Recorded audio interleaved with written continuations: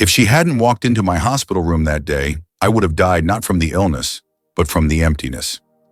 That was the first time James Carter ever admitted it out loud. To the world, he had everything: wealth, power, a penthouse view of Manhattan's skyline. But the truth he was quietly unraveling cell by cell, alone in a sterile room, with no one left to care if he lived or died. Then came her, a trembling little girl with tangled hair, shoes 2 sizes too big, and eyes that had already seen too much of the world's cruelty. She didn't offer him money or medicine. She offered him presence, unfiltered, unasked for unstoppable presence. And what unfolded next would defy science, shatter headlines, and unravel every cold definition of family you've ever known. This isn't just a story about survival, it's a story about resurrection. If you stay with us, you'll witness a moment that silenced a stadium, a confession that turned a nation's judgment into awe, and a girl who proved that love, not blood, has the final word. What if the most miraculous cure wasn't medical, but emotional? Stay. You're about to find out. The snow had been falling for hours over Portland, soft and quiet, like the kind of silence that settles after something has broken. From his private hospital suite on the 13th floor, James Carter sat motionless by the window, his skin pale, his eyes hollow.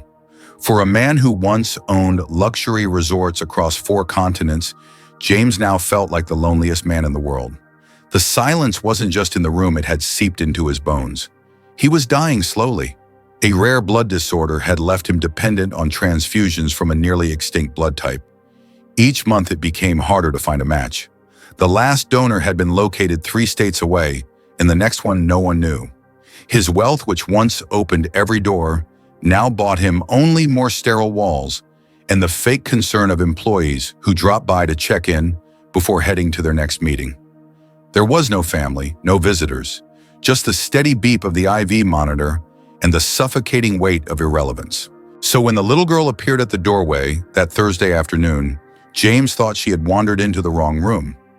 She was small, barely reaching the armrest of his chair, her dark coat worn and too large for her shoulders. Her boots were caked in half-melted snow, and a faded scarf was wrapped tight around her neck. She stood there, eyes wide, saying nothing. "You're lost," James said, his voice dry. The girl didn't move.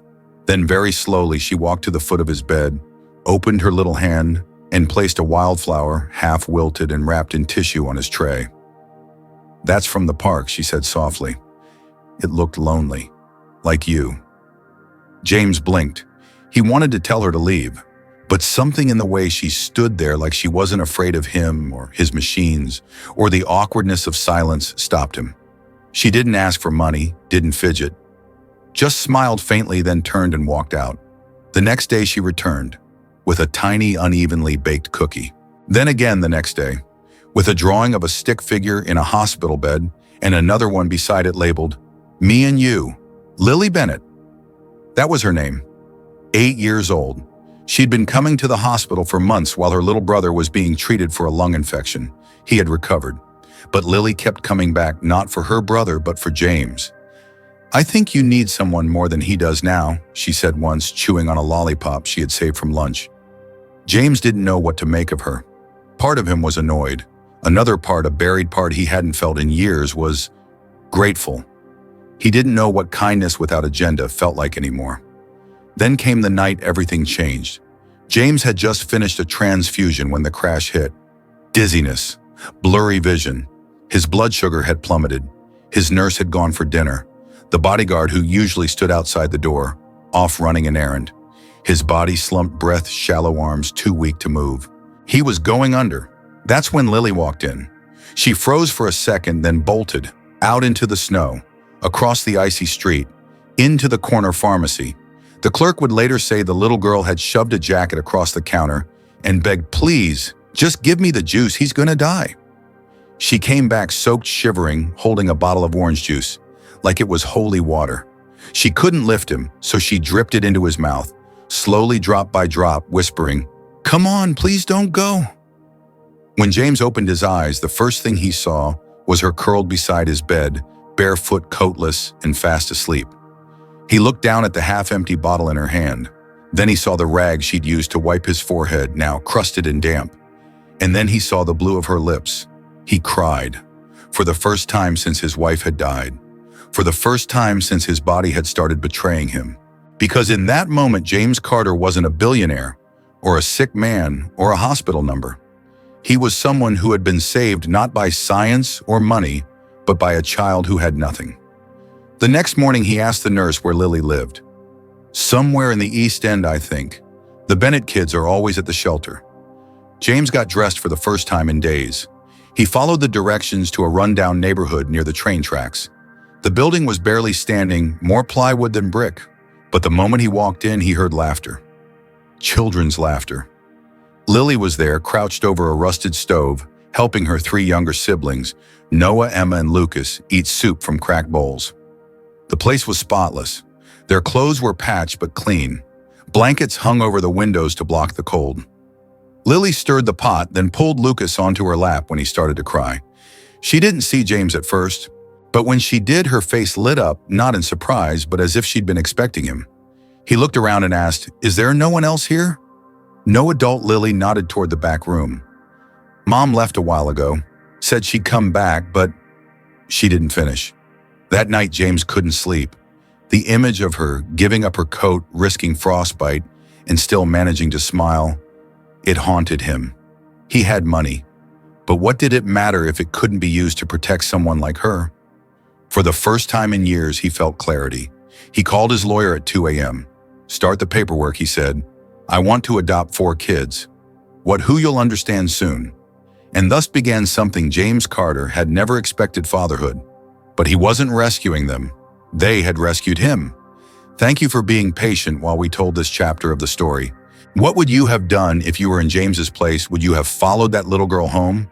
We'd love to hear your thoughts in the comments, and if this story moved, you don't forget to like and tap that heart to support more stories like this. For months after the adoption was finalized, the Carter mansion in Portland felt like something out of a dream. No longer a cavernous echo chamber of wealth, it became a home filled with mismatched laughter, sticky fingers, bedtime stories, and shoes, always piled at the front door. James Carter, once a man chained to IV drips and quarterly reports, was now negotiating who got the last pancake and how many marshmallows were acceptable in hot chocolate. But love, as powerful as it is, doesn't come without its storms. It started with a nosebleed. Lily had been helping Lucas with his math homework when James noticed a thin streak of blood dripping from her nostril. It wasn't much, but it made something in his chest twist. Over the next few weeks, there were more small things, fatigue bruises that took too long to fade, a strange paleness beneath her freckles. Worried, James scheduled a checkup at a private clinic. He told himself it was nothing, maybe anemia, maybe just stress. But when the results came back, everything froze. Lily had the same extremely rare blood type as James. In fact, genetically, it was an almost impossible match. So close it raised questions no one had dared ask before. When the nurse gently suggested further tests, James agreed, his hands trembling as he signed the consent forms. He sat alone in the waiting room for what felt like hours, knees bouncing, heart pounding like a war drum. Then the doctor entered. "We found something unexpected," he said. "Not only is Lily a rare donor match, but her bone marrow is a perfect compatibility. Mr. Carter, I believe Lily may be the only known viable match for a full stem cell transplant. If you agree, we can begin the transplant process immediately. It could save your life permanently." James stared at him, stunned. "You mean she could cure me?" "Yes, but only if she consents. And she's just a child." It felt like being punched in the gut. James's mind spiraled. The thought of asking Lily, his daughter, now not just some miracle from the street, to sacrifice a part of her body so he could keep living, it revolted him. He refused. "No," James said firmly. "I will not ask her. Not now, not ever." But the word was already out. Somehow a local journalist got wind of the compatibility. Within days, the story hit the media with a cruel spin. "Billionaire adopts orphan to harvest her bone marrow." The headline splashed across every screen with a photo of Lily clinging to James's coat during their first public outing. Reporters stalked the hospital. Protesters stood outside his gates. Some threw red paint at his car. Others screamed that he was a predator in a tailored suit. It didn't matter that none of it was true. Inside the home, everything cracked. James isolated himself, refusing calls. His hands trembled with guilt. He didn't sleep, couldn't eat. He'd wanted to give those kids safety, and now he had brought them into chaos. He started to believe the world's version of him. Then Lily knocked on his study door. She walked in barefoot, holding a folded paper in her hand. "I heard the doctor," she whispered. "I know what I can do." "No, Lily," his voice broke. "You don't have to. I forbid it." She looked at him, really looked, then sat across from him, unfolding the paper. It was a drawing. 2 stick figures again. One with a hospital gown, one with a superhero cape. "This is me saving you," she said, pointing. "Like you saved me." Tears blurred his vision.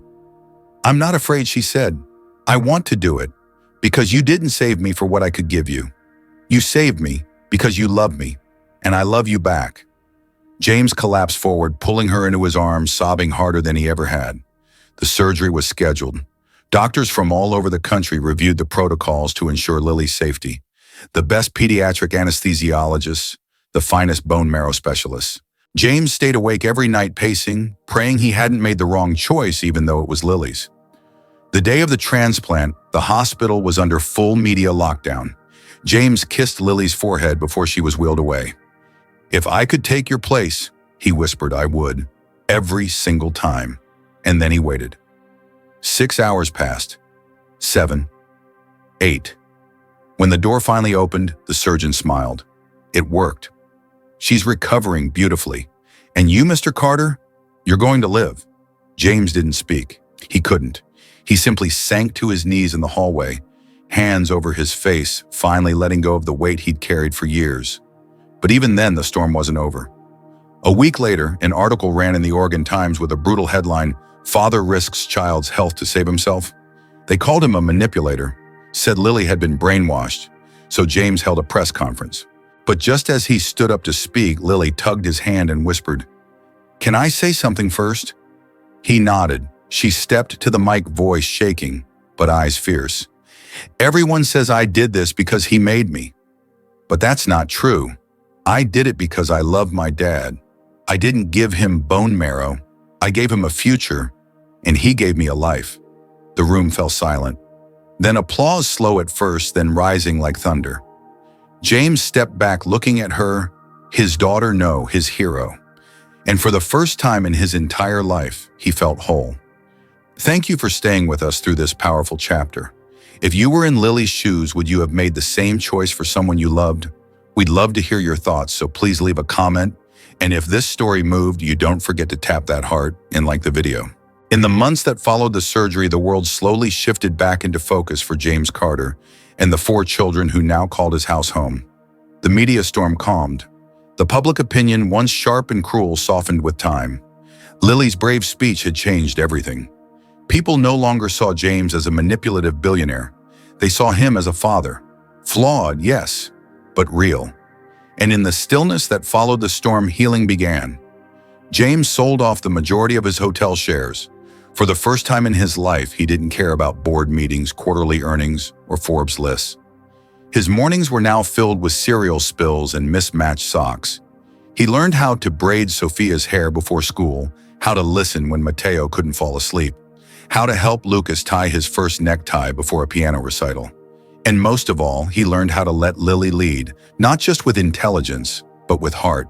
One rainy Saturday, James found an old envelope tucked into the back of a drawer in the study. It was Lily's original drawing, the one with the stick figures, and the words "Our Family" scrawled in crayon. He stared at it for a long time before taking a deep breath and whispering to himself, "I owe everything to her." That very week, he began quietly laying the groundwork for something bigger. Within a year, he officially launched the Carter Foundation for Forgotten Children. Its mission wasn't charity, it was legacy. James didn't want pity for orphans. He wanted power returned to them. The foundation would provide homes, education, therapy, and most of all, belonging. Lily, now 10, was named honorary co-founder. At the launch event, she stood beside James wearing a simple white dress and a red ribbon in her hair. Her speech was short. "I didn't save my dad with my blood," she said.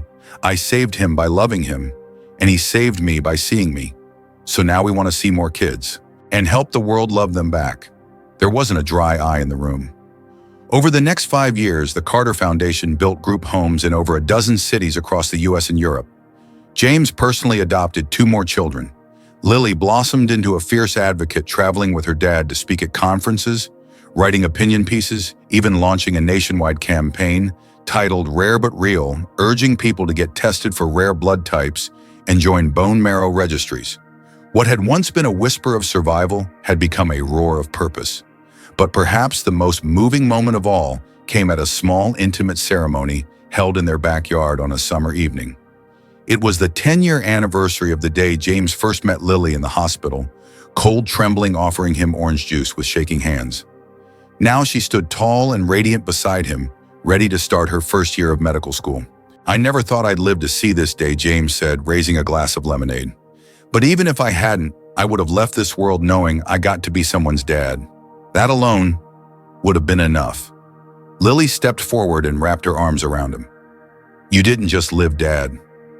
You taught us how to live."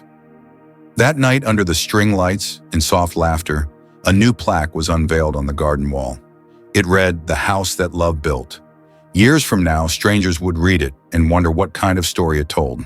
Some would guess it was about a billionaire. Others might think it was about a girl who saved him. But those who lived it knew better. It was a story about family, not the one you're born into, but the one you choose, the one that chooses you back.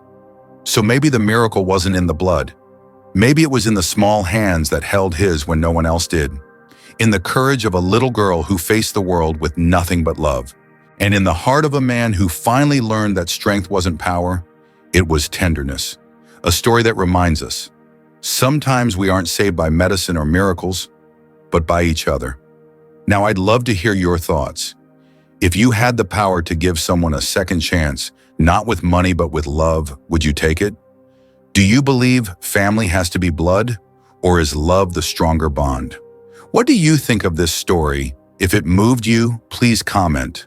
No 1 or 3 down below. If it felt just okay, comment number 2.